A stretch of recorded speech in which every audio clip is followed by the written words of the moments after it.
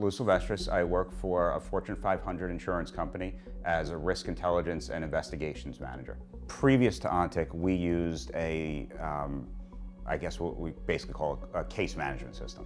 And then we also use other systems for intel, and everything is basically separate. So we were looking to kind of combine all of that. Over the past couple of years, we've seen a huge increase in the number of cases that we're managing. So we had to kind of prepare for that in terms of trying to increase our ability to kind of keep up with the flow of that without taking on more employees. We had used an intake form in the past where employees could report an incident that would trigger an investigation, but then everything was basically input by hand. Our investigators would go through it, and then when they needed help on the social media side, they would basically have to ask one of our analysts to look at social media.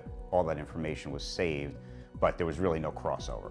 You can't compare what Ontic does with a regular case management system. So my team, kind of like I mentioned before, we do I guess holistic or have a holistic approach to our investigations, which involves as many public records, criminal research as possible, along with social media. The best case that we've seen, which came pretty early on, and we've had some other examples of it, is when we do the criminal research on people, the updates that are provided. So if somebody's incarcerated and released again, that's something that we would have no idea about unless somebody else told us about it. For us, what we found over the last couple of years was being able to collect where the reporting was coming from, what type of case it was.